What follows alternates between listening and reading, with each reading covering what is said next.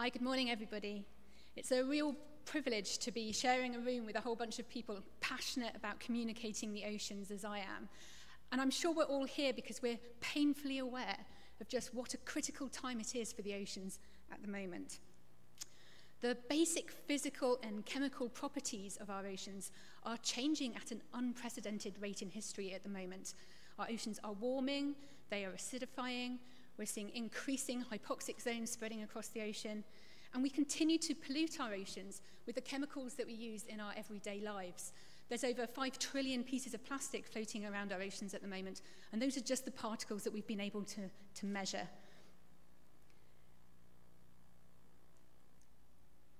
And we are now starting to see the impacts of these changes in our ocean environment. I've dreamed of diving the Great Barrier Reef since I was 14. It's what made me want to be a marine biologist. This year was the year that I got to go and actually see it for the first time. And as I'm sure most of you are aware, this is the year that we had the greatest mass bleaching event we've ever recorded, not just on the Great Barrier Reef, but reefs across the world. And so this is what greeted me when I turned up.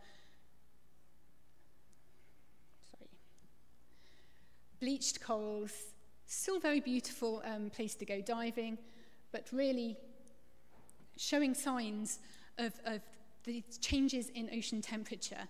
The ocean has absorbed 93% of the heat that we've emitted since the 1970s. If it wasn't for that effect of the ocean, our atmospheric temperature would have been raised by 36 degrees. And we're now really starting to see these impacts happening in our oceans. Poor Nemo here is now very conspicuous in his anemone because that's bleached due to that rise temperature. And the reports coming back from the Great Barrier Reef are that probably about a third of it has died this year during this bleaching event. So 2016 for me has really been a year when we stopped talking about climate change as something that's going to happen in the future, and that we're really starting to see these effects happening right now.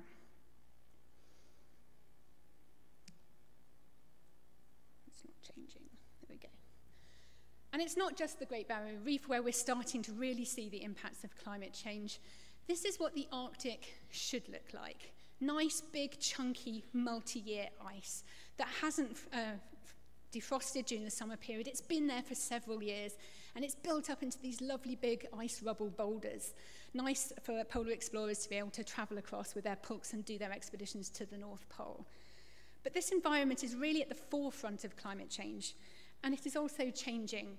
And it's changing from this multi-year ice-dominated system full of lovely thick sea ice to a perennial seasonal first-year ice system where much of the ice melts during the summer periods and then refreezes, so that you've only ever got single-year ice, thin ice, with lots of open water.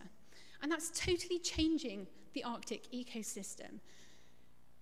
And at the moment, there's some pretty scary data coming out of the Arctic. The Arctic should now be refreezing, and it's really struggling this year. And the data really is off the charts in terms of the lack of ice that we're seeing up there in this region at the moment. But the Arctic isn't just at the forefront of climate change in front of temperature. It's also where we're seeing a process called ocean acidification happen first and fastest. I'm having issues with my slides. So I was lucky enough to be invited to go and take part in the Catlin Arctic expedition. And this was a really unusual trip because we were going up to the Arctic at a time of year when the big research ships can't get up there. Most of the data that we have understanding how climate change is influencing both the temperature, the structure of the ice, and the chemistry of the Arctic Ocean is taken when those big research ships can get up there because there's open water and the vessels can get in with their enormous pieces of kit. But that leaves almost half of the year for which we have very little data because the Arctic looks like this. It is frozen solid, 2 meters of ice around the Canadian coast. Most of the open water is on the other side. And so it's incredibly difficult to get up there and get any useful scientific data. But I was invited by a slightly crazy British explorer called Pen Haddow to be part of a team of scientists and explorers teaming up together to go and try and collect this data the hard way by camping on the sea ice to try and study a process called ocean acidification. Now, I apologize to anyone in the room that totally understands ocean acidification, but I just wanted to walk you through the process because it's the other carbon dioxide problem. Everybody knows about warming, but very few of our general public understand the process of ocean acidification. But it's also driven by increasing carbon dioxide in our atmospheres. The oceans have always taken up about a third of the carbon dioxide that's in our atmospheres. This carbon dioxide reacts with water to form a very weak acid called carbonic acid, and this dissociates very quickly into bicarbonate and hydrogen ions. Now, the ocean is full of buffering ions called carbonate ions. These are put there over slow geological timescale processes, weathering of rocks, being input from rivers. And these carbonate ions act like a buffer. They react with those hydrogen ions to form more bicarbonate and helps keep the ocean a really nice, stable pH. And because of that, the ocean pH has been very stable for millions of years. Now, ocean acidification is being driven by the rate at which we are putting carbon dioxide into our atmospheres, now completely overwhelming that natural buffering capacity. So we are running out of carbonate ions in the ocean to buffer those protons, and it's those hydrogen ions that cause water to be acidic. And so we are now starting to see the pH of the ocean change. Now, this is important because a whole range of marine invertebrates use calcium carbonate to build their shells and their skeletons. And so when that carbonate ion starts to disappear, because it's turning into bicarbonate, it's been used as an ocean buffer, it means that they are now starting to be really struggling to make those calcium carbonate skeletons and shells, and they're actually starting to dissolve slightly. When the water becomes undersaturated with carbonate, then the tendency is for those shells to start to dissolve. Now, it's really important to study these processes in the Arctic for two reasons. Firstly, carbon dioxide dissolves into cold water much more readily than it does warm water. And so we're seeing much more carbon dioxide go into our polar waters. But the Arctic in particular is naturally low in these carbonate buffering ions. And that's because there's a huge freshwater input into the Arctic basin. And that means they've less of this buffer, more CO2. We're seeing ocean acidification happen in the Arctic faster than anywhere else on the planet. This is an animation showing our projections into the future if we continue to burn carbon dioxide at the rate at which we currently are. And you'll see the color changes from blue to orange when the carbonate ions become undersaturated. And this shows very, very clearly how quickly this process is happening in the Arctic compared to the rest of the oceans. But as I said, we know very little about these natural processes in the Arctic under the sea ice before we then start worrying about ocean acidification happening on top. Because we haven't got data for about half of the year when the Arctic is dark and it's frozen solid. Frozen solid enough to land a plane on. So this is what we did. We packed up all of our science kit, we loaded it all into small twin otters, and we flew out to the edge of the Arctic Ocean to try and fill in some of the gaps. What is happening to the carbonate chemistry and the pH under the sea ice? Because we've got what happens when it's open water, but then there's 2 meters of sea ice sat on top of that water. What is the natural carbonate system during the winter months? And then how are the organisms that live under the sea ice responding to these shifts in seasonal patterns in carbonate? So this is where we went. We had to pick a spot where there was enough solid ice to camp on, because that's what we needed to be able to do our research. And actually, we couldn't go too far out into the ocean because the ice is now so unstable. So we had to stay relatively close to land, but we were still about 300-400 miles away from the nearest Inuit township. And we were about 500 miles away from the North Pole. And it's really cold in the Arctic. The temperatures that we were experiencing pretty much the whole 30 days that we were there was about -40. And doing anything is really hard when it's -40. You can see our breath has frozen instantly on our clothes. All of our scientific equipment kept freezing. It was an incredibly challenging place to go and do anything, let alone work with seawater. But this is where we went. We set up our camp. So we were living in tents. These are our science tents and our mess tent. We had a whole little team of people, explorers, who are really experienced at these conditions looking after us. This is where we had to sleep the whole time that we were out there. We had to sleep in unheated tents because whilst you might think that it was the cold or maybe polar bears that's the most dangerous part of doing Arctic science, it's actually carbon monoxide that is the biggest killer when you're living in these conditions. And so we weren't allowed to have any heaters in our tent, and we had to sleep at -40.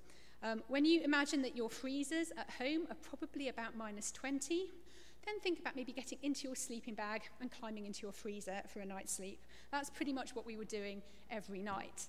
And this is what you look like when you wake up in the morning. Obviously, your breath has frozen, and you've been breathing into your tent all night, so there's this lovely little snow cloud right above your head, and you know the second you move, it's all going to fall in your face, which it did every morning. You do get used to it. It's actually amazing what your body does when you're living in these conditions. But we did have 3 sleeping bags, very big sleeping bags to keep us warm. We were sleeping in all of our clothes. And eating chocolate, amazingly, warms you up. So we were eating about 5 chocolate bars a day to keep ourselves warm. It's the best diet I've ever been on, I have to say. We did have a little bit of respite in our mess tent. And there was a nice big heater there to melt the snow for us to have drinking water, which kept that tent relatively warm. It felt roasting, but it was actually only just above freezing. But compared to -40, that felt amazing. And like I say, we ate an awful lot of food while we were there to keep us working. This was the most important member of our science team. This is Tuck. Tuck is actually a polar bear dog. So as you can see in the background there, you can just about see the tent in the background. You can barely see the difference between the ice and the sky. It's completely whited out. And you can imagine if there was a polar bear in the area, we wouldn't see it coming in until it was far too close for comfort. And so we took Tuck with us, who is specially trained to bark incredibly loudly and basically go berserk at the scent of a polar bear. And he would have smelt it coming a very long way away. So he was there to protect us from the polar bears. But he also made a very good science dog. As you can see, he's doing very good cutting-edge science right here with my colleague. But he was fantastic, and he would go off and patrol the ice rubble all around us several times a day and made us feel very safe while we were doing our research. So obviously we were there to study what's happening underneath the sea ice, and the only way to get to see that was to drill a big hole, which is a little bit disconcerting when you're camping on the sea ice. But this is Helen, my colleague from the Plymouth Marine Laboratories. She's about this big, but she's very tough, and she spent 8 hours with this ice corer drilling us a hole into the sea ice so that we had our window into that ocean below us, which is what we were there, putting ourselves through this crazy environment to study and to try and understand. As you can see, it's quite dark underneath the sea ice. And so we really wanted to know, what is the chemistry of the ocean doing in these dark conditions where there's no photosynthesis to fix CO2? We were expecting it to see different patterns in that carbon dioxide level and carbonate levels than you would get in the summer when there's photosynthesis happening. And we really wanted to see what on earth else lives under there in these conditions. So this is where I get to introduce you to the hero of my story. You might think an Arctic scientific expedition has polar bears as its hero, but let me introduce you to the mighty copepod. I say mighty, it's about 0.5 centimetre big, but this is absolutely the fundamental bottom of the food chain organism, not just for Arctic ecosystems, but for the world's oceans. They're incredibly important zooplankton. They are the dominant member of the zooplankton. They're actually probably the most abundant organism on our planet. There's 1,347 billion of them in the world's oceans, if you do a quick back-of-the-envelope calculation, which we did in our tent when it got really cold. And they're really important because they form a vital link between that primary production and the rest of the food chains throughout the oceans, but particularly so in the Arctic, because they're incredibly efficient feeders. And the way they feed is they have these little legs covered in combs, and they basically hoover up phytoplankton in the ocean.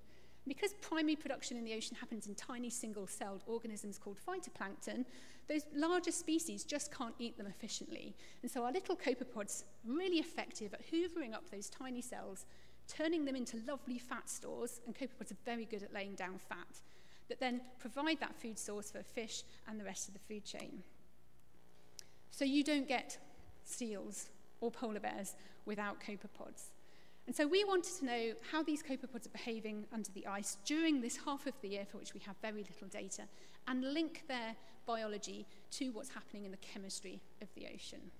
We did get some fluffy charismatics popping up in our sampling hole, but most of the time I was staring at a dark hole full of tiny plankton. You might not be able to see them on this net. It's basically tiny, tiny little specks. Copepods also glow in the dark, which makes it really cool when you're sampling in the dark. And we were collecting these every day from lots of different depths, lots of different time points, taking them back to my science tent. Obviously, I had to make very careful that they didn't freeze on the way back to my tent so I could take all of my measurements. So we had to design a special sort of hot water bottle pack to surround it while I trudged back to my science tent. And then I spent most of my very, very exciting Arctic expedition sat in a tent staring down a microscope, counting copepods. And these are the two species that we were finding. We have a lovely big fat copepod. Again, it's not that big, it's about 1 centimetre in size, but it's an Arctic specialist, Catlin glacialis, and it's really good at putting on lots of fat very, very quickly. And then we have our tiny copepod, Oithona similis, that is a global species. You find it all over the world, and it's much, much smaller. And what we found, which was really quite interesting, was that these two different copepods are doing very different things underneath our sea ice. But so is the chemistry.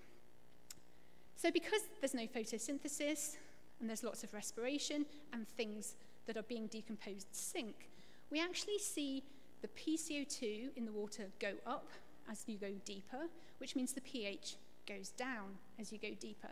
And so we've got quite a strong gradient with depth of pH. So you can see in the deeper parts at 200 meters, pH is about 7.95, and towards the surface it's 8.15. So we have quite a big range. And what we found was our big copepods are swimming through that every day. Because they're such tasty food, they don't want to be eaten, and if they're nearer the surface, they're more likely to be seen in the daylight by visual predators such as fish. And so they swim quite epic journeys up and down every day to avoid being eaten. Whereas our tiny copepods weren't doing that at all. They were sitting just under the sea ice in that very stable pH. So that was really interesting. We've got two totally different behaviors in our Arctic copepods. So then we wanted to see how these two different species might respond to ocean acidification. So we did a little time machine experiment. We took them into the future about 70 years and manipulated the chemistry of the seawater to the pH, the PCO2 conditions we are expecting for that time. We did this very crudely. We were in a tent. It was -40. But we were able to manipulate the chemistry and then use a nice ice hole as our incubator to keep the temperature really stable, because if I had them in my tent, they would freeze. The temperature was going up and down all the time, but mostly down. So we used the seawater, which is actually the warmest place to put our copepods and the most stable place. So we used that as our experimental incubator. And there's my copepods in their experiment. We did have a slight seal issue when the seal came and knitted my experiment together, which I wasn't very happy about. I had to take my gloves off to retrieve my bottles, most painful moment of my life. But it was totally worth it, because we found some really interesting things. We found that our big copepods that are already swimming up and down through a big PCO2 and pH gradient every day are actually pretty robust at coping with ocean acidification. They already have the physiology to cope with pH changes. They see that every day. But our small copepods that sit in a very stable water column underneath the ice were very, very sensitive. And we saw reduced survival rates and developmental abnormalities in these smaller copepods in our ocean acidification experiment. This was very exciting because this gives us a way to maybe try and make some predictions about which species are vulnerable and which species are robust to these changes based on their current behavior and the experiences they have every day now. So we were very excited, happy scientists. We found something really exciting. We published it in a really good journal, Happy Days. Now, normally, as a scientist, this would be where the story ends. But on our expedition happened to be this rather amazing man, Jamie Buchanan Dunlop. And he works for an educational charity called Digital Explorer. And his entire purpose of running this charity is to make science and geography more exciting for kids in classrooms by linking them up with field work, real scientists, expeditions, doing exciting things to bring the science to life in the classroom, rather than these lessons being based on textbooks. And he got very excited with us on this expedition about copepods. He'd never heard of a copepod before. He thought this was our little champion for getting oceans into classrooms. And so this is what we did. We teamed up with Digital Explorer and made an entire bunch of educational resources for all age groups, starting with UK schools, but then building on to a worldwide platform, using Digital Explorer's expertise at linking science to classroom curriculums. They have a fantastic digital platform.